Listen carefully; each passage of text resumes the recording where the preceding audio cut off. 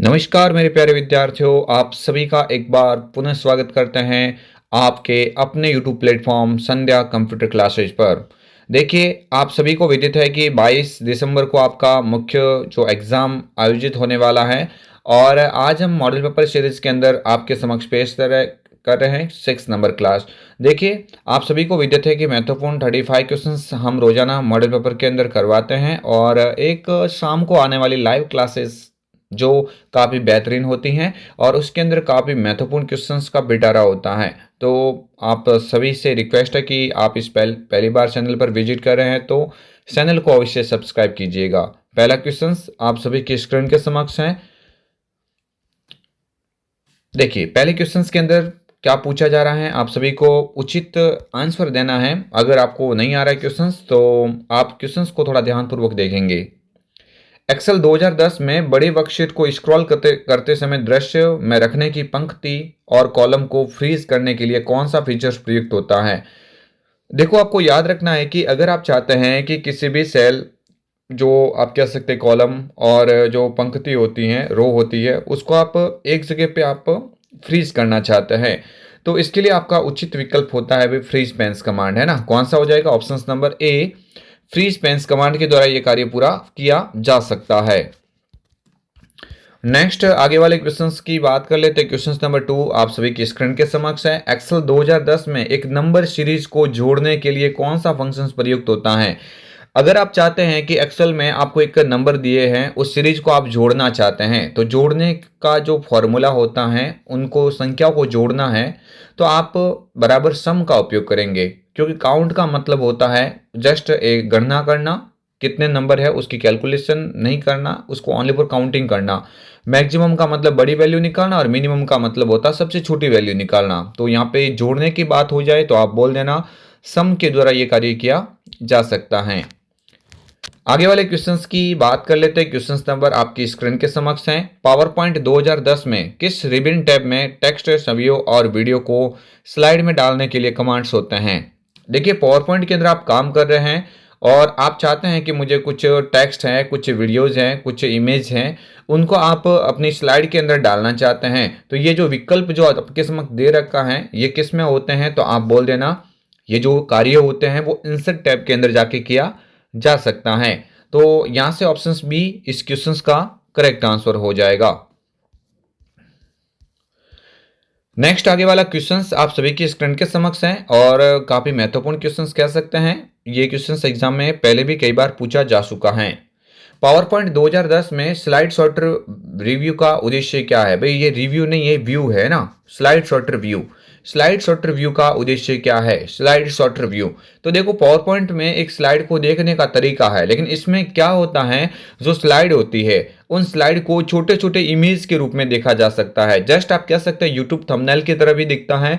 तो आप इसका राइट आंसर क्या देंगे? प्रेजेंटेशन में स्लाइड को फिर से व्यवस्थित करने के लिए और संगठित करने के लिए, ये भी सही है। यहाँ पे स्लाइड ट्रांजिशन एप्लीकेशन अप्लाई करना नहीं, ये नहीं होगा और ये भी नहीं होगा। तो इसका राइट आंसर प्रॉपर क्या हो जाएगा? आप स्लाइड शॉर्टर व्यू का उपयोग करते हुए आप सभी स्लाइड को छोटी छोटी तस्वीर के रूप में देख पाएंगे। आप चाहे तो वहां से तस्वीर को या स्लाइड को आगे पीछे रिमूव मूवमेंट भी कर सकते हैं, जैसे पहले स्थान पे दूसरी लानी, दूसरी पे तीसरी। तो ये जो व्यवस्थित करने का कार्य भी आप किसके द्वारा कर सकते हैं? स्लाइड शॉर्टर व्यू के द्वारा। आप सभी को विदित है ये question exam point of view से काफी इंपॉर्टेंट है। आगे वाले क्वेश्चंस की बात कर लेते हैं। क्वेश्चंस नंबर आप सभी की स्क्रीन के समक्ष हैं। आप सभी से रिक्वेस्ट रहेगी कि अगर आप इस प्लेटफॉर्म पर पहली बार विजिट कर रहे हैं तो चैनल को अवश्य सब्सक्राइब कीजिएगा। पावर पॉइंट 2010 में टेक्स्ट और ऑब्जेक्ट में कस्टम एनिमेशन जोड़ने के लिए कौन सी सुविधा है? देखो, आप सभी को ध्यान देना है कि पावर पॉइंट 2010 में टेक्स्ट होते हैं और ऑब्जेक्ट होते हैं, उसमें कस्टम एनिमेशन जोड़ना भी, क्या जोड़ना है? Custom animation. तो कस्टम एनिमेशन जोड़ने की सुविधा है slide master, animation painter, animation pane या ट्रांजिशन इफेक्ट। पावर पॉइंट 2010 में टेक्स्ट और ऑब्जेक्ट में कस्टम एनिमेशन जोड़ने के लिए तो भाई आपको ध्यान रखना है कि ये जो कस्टम एनिमेशन होता है वो आप एनिमेशन पेन के द्वारा कार्य कर सकते हैं। किसके द्वारा? एनिमेशन पेन के द्वारा ये कार्य किया जा सकता है। आगे वाले क्वेश्चंस की बात कर लेते हैं। कौन सा साइबर खतरा है भाई? साइबर एक तो होता है सिक्योरिटी जो सुरक्षा प्रदान करता है, दूसरा होता है साइबर खतरा जो कहीं ना कहीं तरह से हमें नुकसान पहुंचाते हैं। जस्ट आप कह सकते हैं मेलवेयर एक साइबर खतरा है, सेशन हाईजैकिंग ये भी साइबर खतरा है, और मेलवेयरटाइजिंग ये भी साइबर खतरा है जो विभिन्न प्रकार के एडवर्टाइज फैलाता है और जो एडवर्टाइज के माध्यम से आपको नुकसान पहुंचाने का कार्य करता है। तो ऐसी स्थिति में आप यहाँ पे राइट आंसर क्या करेंगे? उपरोक्त सभी कर लेंगे, है ना। उपरोक्त सभी इस क्वेश्चन का राइट आंसर है। आगे वाले क्वेश्चंस की बात कर लेते हैं। क्वेश्चंस नंबर आप सभी की स्क्रीन के समक्ष है। पावर पॉइंट 2010 में स्लाइड मास्टर का उद्देश्य क्या है? भाई पावर पॉइंट 2010 है, इसमें जो स्लाइड मास्टर है इसका उद्देश्य क्या होता है? सभी स्लाइडों में एक समरूप डिजाइन और लेआउट लागू करने के लिए। ऑप्शन बी, स्लाइड के अंदर बुलेट पॉइंट्स को लगाने के लिए। ऑप्शन सी, प्रेजेंटेशन में हाइपरलिंक जोड़ने के लिए। नहीं। ऑप्शन डी, प्रेजेंटेशन के लिए वक्ता के नोट्स, है ना, वक्ता के नोट्स बनाने के लिए। तो भाई वक्ता के नोट्स बनाने के लिए तो स्पीकर नोट्स होता है, तो ये भी नहीं हो जाएगा। तो यहाँ से करेक्ट आंसर हो जाएगा कि आप चाहते हैं कि सभी स्लाइडों का एक जैसा मुझे समरूप डिजाइन प्रदान करना है, तो फिर आप स्लाइड मास्टर के द्वारा जो भी चेंज करेंगे, तो स्लाइड मास्टर के अंदर क्या होता है, उस मास्टर स्लाइड को आप थोड़ा सा भी एडिट करेंगे तो सभी स्लाइडों के अंदर ऑटोमेटिकली चेंजेस हो जाएगा। इस क्वेश्चन का राइट आंसर हो जाएगा ऑप्शन नंबर ए। क्या हो जाएगा? ऑप्शन नंबर ए यहाँ से करेक्ट हो जाएगा। आगे वाले क्वेश्चंस की बात कर लेते हैं। कुछ क्वेश्चंस ऐसे हैं जो आपको लग रहे होंगे न्यू हैं, और कुछ क्वेश्चंस ऐसे हैं जो आपको लग रहे होंगे कि वो रिपीट हो रहे हैं। तो दोनों आप विधिवत रूप से प्रॉपर रूप से देखेंगे, क्योंकि ऐसे क्वेश्चंस आपके एग्जाम के अंदर काफी ज्यादा हेल्प करेंगे। MS वर्ड 2010 में कौन सा दृश्य आपको आपके दस्तावेज को प्रिंट करने पर कैसा दिखेगा ये जानने की सुविधा देता है? भाई आप डॉक्यूमेंट बाहर निकालने से पूर्व आप चाहते हैं कि मेरा ये डॉक्यूमेंट कैसा बाहर निकलेगा, यानी पहले से उसका पूर्वानुमान लगा देता है कि ऐसा डॉक्यूमेंट बाहर निकलेगा। तो ये आप सुविधा होती है, उसको हम क्या बोल सकते हैं? उसको हम बोलते हैं प्रिंट लेआउट व्यू। क्या बोलेंगे? प्रिंट लेआउट, या इसको एक और अन्य नाम से भी जान सकते हैं जिसका नाम क्या है? Print preview. क्या बोलेंगे? प्रिंट प्रीव्यू के नाम से भी जान सकते हैं। प्रिंट प्रीव्यू के द्वारा यानी प्रिंट निकालने से पूर्व दस्तावेज को दिखाता है। तो यहां से करेक्ट आंसर हो जाएगा ऑप्शन नंबर ए, प्रिंट लेआउट व्यू भी कह सकते हैं, प्रिंट प्रीव्यू भी कह सकते हैं। चलिए आगे वाले क्वेश्चंस की बात कर लेते हैं। निम्न में से भारत में इलेक्ट्रॉनिक लेन देन और डिजिटल हस्ताक्षर को प्रबंधन और नियंत्रण करने का खास उद्देश्य रखने वाले कौन से कानून? तो भाई आप सभी को याद रखना है, इसके लिए कौन सा कानून हो जाएगा? साइबर इंफॉर्मेशन अधिनियम 2000 यानी IT एक्ट। कौन सा है भाई? IT act. आपको बताया हुआ है कि IT एक्ट कौन सा होता है? IT एक्ट कौन सा हो जाएगा भाई? IT एक्ट 2000 हो जाएगा। इसको क्या बोलेंगे? इंफॉर्मेशन अधिनियम 2000 कह सकते हो। ऑप्शन सी यहाँ से करेक्ट हो जाएगा। नेक्स्ट आगे वाले क्वेश्चंस की बात कर लेते हैं। क्वेश्चंस नंबर आप सभी की स्क्रीन के समक्ष है। एक विंडोज ऑपरेटिंग सिस्टम में सिस्टम रीस्टोर का प्राथमिक उद्देश्य क्या है? भाई सिस्टम रीस्टोर का प्राथमिक उद्देश्य क्या है? तो आपको याद रखना है कि कंप्यूटर पर सभी फाइल और फोल्डर को बैकअप बनाने के लिए भी इसका उपयोग कर सकते हैं। ऑप्शन, कंप्यूटर में प्रदर्शन की गति बढ़ाना, ये भी नहीं होगा। ठीक है, देखो आप सभी क्वेश्चंस को व्यवस्थित टाइप से देखेंगे। क्वेश्चंस काफी महत्वपूर्ण है और अच्छा क्वेश्चंस है। देख लीजिए, एक विंडोज ऑपरेटिंग सिस्टम में सिस्टम रीस्टोर का पूछा गया। तो सिस्टम रीस्टोर में क्या होगा? कंप्यूटर के सभी फाइल और फोल्डर को बैकअप बनाने के लिए, कंप्यूटर में प्रदर्शन की गति बढ़ाने के लिए, पूरे हार्ड ड्राइव का एक स्नैपशॉट लेने के लिए। नहीं, ये नहीं होगा, ये तो नहीं होगा।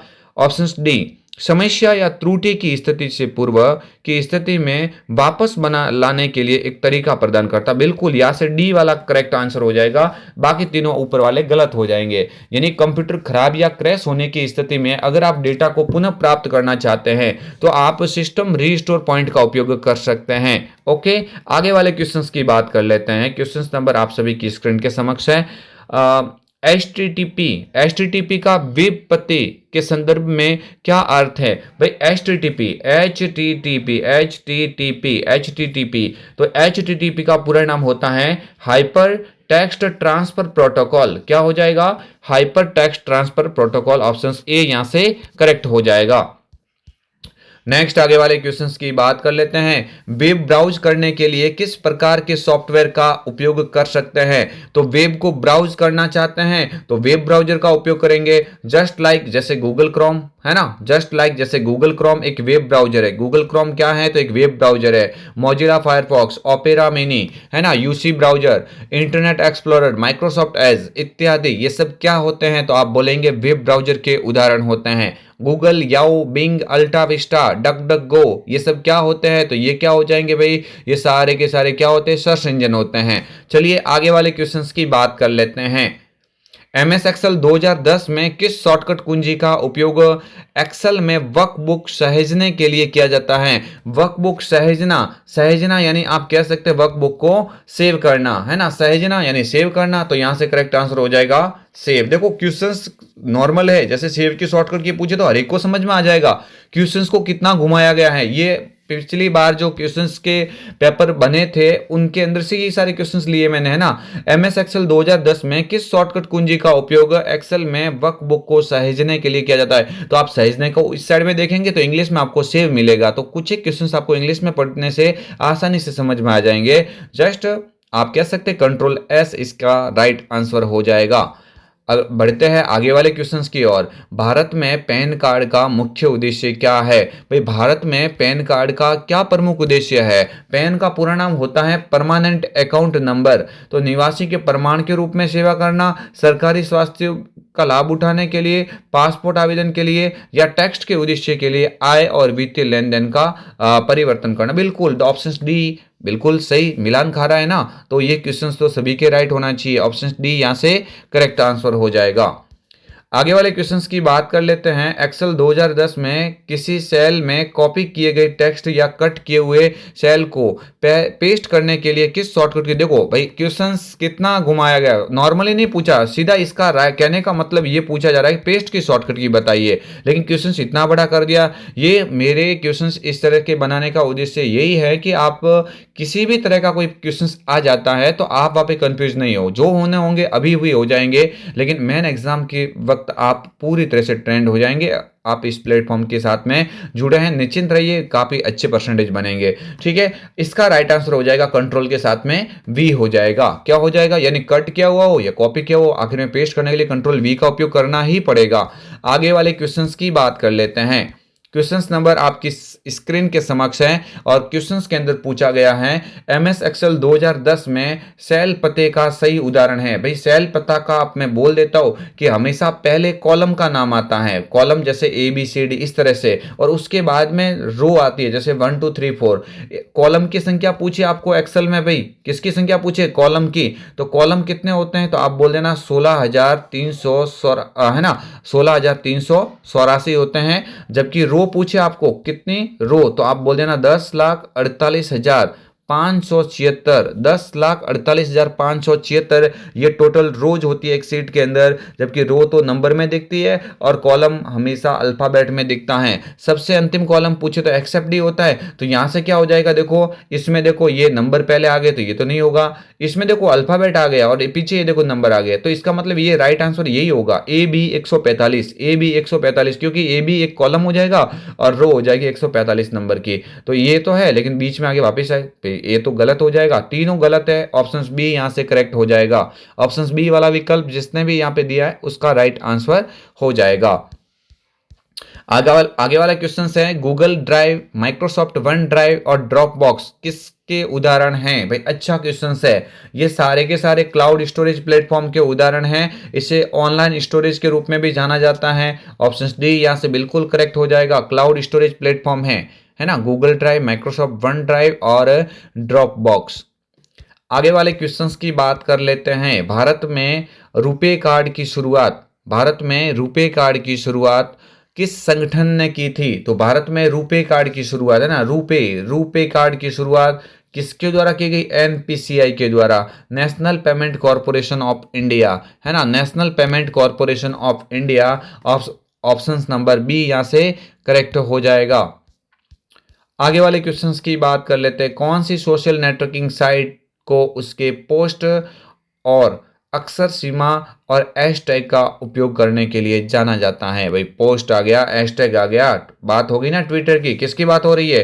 ट्विटर की बात हो रही है, क्योंकि हैशटैग चलाना है, पोस्ट डालना है, वो सब ट्विटर के अंदर प्रॉपर मिलान खा रहा है, क्योंकि अक्सर की सीमा भी है इसमें। देखो लिमिटेशन होती है कि आप पहले तो पुरानी बुक्स में तो 140 अक्षर थे और अभी बढ़ा के 280 कर दिए, यानी लिमिट है ना भाई इसमें। अक्सर आप 280 से ज़्यादा लिख नहीं पाएंगे एक ही मैसेज के अंदर। तो ये बात ट्विटर की कर रहा है। किसका? ट्विटर। वर्तमान में ट्विटर का सीईओ एलोन मस्क है, आप सभी को विदित होगा। आगे वाले क्वेश्चंस की बात कर लेते हैं। क्वेश्चन नंबर 20 आप सभी की स्क्रीन के समक्ष है। राज ई साइन का प्राथमिक उद्देश्य क्या है? भाई राज ई साइन का प्राथमिक उद्देश्य क्या होगा? तो आप बोल देना राज ई साइन जस्ट लाइक एक आप एक सिस्टम्स कह सकते हैं जिसका मेन उद्देश्य होगा इलेक्ट्रॉनिक हस्ताक्षर प्रमाणीकरण, है ना। इलेक्ट्रॉनिक हस्ताक्षर प्रणाली कह सकते हैं। ऑप्शन सी यहाँ से करेक्ट माना जाएगा। आगे वाले क्वेश्चंस की बात कर लेते हैं। राजस्थान संपर्क पोर्टल का उद्देश्य क्या है? भाई राजस्थान संपर्क पोर्टल का उद्देश्य होता है, देखो आपको याद रखना है, शिकायत सुलझाने की सेवाएं। भाई शिकायत सुलझाने के लिए इसका उपयोग किया जाता है। इस राजस्थान संपर्क पोर्टल के जो हेल्पलाइन नंबर होते हैं वो 181 होते हैं। कौन से? 181 यहाँ से होते हैं। आगे वाले क्वेश्चंस की बात कर लेते हैं। भारत में आधार कार्ड का प्राथमिक उद्देश्य क्या है? सभी को विदित है कि भारत में आधार कार्ड का प्राथमिक उद्देश्य है पहचान स्थापित करना और सरकारी लाभ और सेवाओं का लाभ उठाना। इसके लिए आधार कार्ड की शुरुआत की गई। इसमें नंबर पूछे तो आधार कार्ड में 12 अंक होते हैं और UIDAI के द्वारा इसको जारी किया गया है। चलिए आगे वाले क्वेश्चंस की बात कर लेते हैं। सही मिलान कीजिए। भाई सही का मिलान करना है। अच्छा क्वेश्चन है, एग्जाम में कई बार पूछा गया है। MS वर्ड के अंदर क्या है? तो MS वर्ड में क्या बनता है? MS वर्ड में डॉक्यूमेंट बनता है। तो पहले का क्या होगा? पहले का T होगा। दूसरा देखते हैं MS एक्सेल। MS एक्सेल में क्या बनती है? तो आप बोलेंगे MS एक्सेल में शीट बनती है। तो दूसरे का क्या हो जाएगा? R हो जाएगा। तीसरा पावर पॉइंट। तो पावर पॉइंट में क्या बनता है? तो पावर पॉइंट में स्लाइड बनती है। तो तीसरे का क्या हो जाएगा? Q हो जाएगा। तो TRQ ऑप्शन नंबर ए पे लिखा हुआ है, यहां से करेक्ट हो जाएगा। आगे वाले क्वेश्चंस की बात कर लेते हैं। MS वर्ड में चयनित टेक्स्ट अथवा ऑब्जेक्ट को काटने के लिए कौन सी शॉर्टकट कुंजी का प्रयोग किया जाता है? देखो चयनित टेक्स्ट या ऑब्जेक्ट को काटना चाहते हैं। काटना मतलब कट करने की बात हो रही है। और कट की शॉर्टकट की तो कई बार बोला आपको, कंट्रोल के साथ में एक्स होती है। क्या होती है? कंट्रोल के साथ में एक्स। ये किसकी है भाई? ये कट की होती है। कंट्रोल C तो किसकी होती है? कॉपी की। और कंट्रोल V पेस्ट की होती है। कंट्रोल O ओपन की होती है। ये सब के सब मैंने आपको पहले बता दिए हैं। आगे वाले क्वेश्चंस की बात कर लेते हैं। Question number 25। MS वर्ड 2010 में फाइंड एवं रिप्लेस का उद्देश्य क्या है? भाई फाइंड एवं रिप्लेस का उद्देश्य क्या होता है? डॉक्यूमेंट में विशिष्ट शब्दों या वाक्यों को सर्च और रिप्लेस करना। बिल्कुल बात हो रखी है ना। रिप्लेस यानी पहले तो सर्च करेंगे और उसके बाद में रिप्लेस करेंगे। इसकी शॉर्टकट की पूछे तो फाइंड एंड रिप्लेस की शॉर्टकट की पूछे तो कंट्रोल के साथ में H करके आ जाना। कंट्रोल H होती है। और खाली फाइंड की पूछे तो कंट्रोल F होती है। आगे वाले क्वेश्चंस की बात कर लेते हैं। एक वेबसाइट में सिक्योर सील का मुख्य अर्थ क्या है? तो आपको याद रखना है क्या होता है। तो वेबसाइट डेटा और सुरक्षित करने के लिए एक इंक्रिप्शन का उपयोग करता है। बिल्कुल ये भी सही है। वेबसाइट्स का प्रमुख ध्यान उत्पाद बिक्री पर है? नहीं, वेबसाइट को सभी सुरक्षा समस्याओं को मुक्त किया जाता है ना। और वेब तो यहां से करेक्ट आंसर हो जाएगा कि वेबसाइट डेटा सुरक्षित करने के लिए एक इंक्रिप्शन का उपयोग करता है। ठीक है, आगे वाले क्वेश्चंस की बात कर लेते हैं। ई मित्रा पोर्टल के माध्यम से कौन सी सेवाओं का लाभ उठाया जा सकता है? तो भाई देखो बिल भुगतान है, शिकायत दर्ज करना, प्रमाण पत्र के लिए आवेदन। तो यहां से उपरोक्त सभी हो जाएगा। क्या हो जाएगा? उपरोक्त सभी हो जाएगा। आगे वाले क्वेश्चंस की बात कर लेते हैं। MS वर्ड 2010 में पाठ के रूप में दिखाने के लिए, है ना, पाठ के रूप में दिखाने के लिए जिन रिबिन, देखो जिन रिबिन है ना, पार्ट के रूप में दिखाने के लिए जिन रिबिन में टैब विकल्प उपलब्ध होते हैं, जैसे फॉन्ट कलर है, हाईलाइट कलर है, वह है। भाई तो देखो इसने सीधी सी बात, थोड़ा क्वेश्चंस घुमाया गया है कि ये पूछना चाह रहा है कि भाई फॉन्ट का कलर है ना, हाईलाइट कलर है, ये सब कौन से टैब में होता है? तो आप बोलेंगे होम टैब में। ये तो काफी आपने काम ज्यादा किया हुआ है कि ये होम के अंदर जाके ही तो करते हैं ना, कि फॉन्ट का कलर बदलना, फॉन्ट का हाईलाइट कलर बदलना इत्यादि वर्क होम टैब के अंदर होता है। आगे वाले क्वेश्चंस की बात कर लेते हैं। एमएस वर्ड 2010 में चयनित टेक्स्ट ऑब्जेक्ट की प्रतिलिपि बनाने के लिए शॉर्टकट कुंजी। प्रतिलिपि जस्ट उसके जैसे की जैसी बनाना चाहते हैं, यानी प्रतिलिपि यानी क्या बोलेंगे, कॉपी बनाना चाहते तो कंट्रोल सी का उपयोग करेंगे। किसका? कंट्रोल सी का उपयोग करेंगे। ऑप्शन नंबर ए यहां से करेक्ट आंसर हो जाएगा।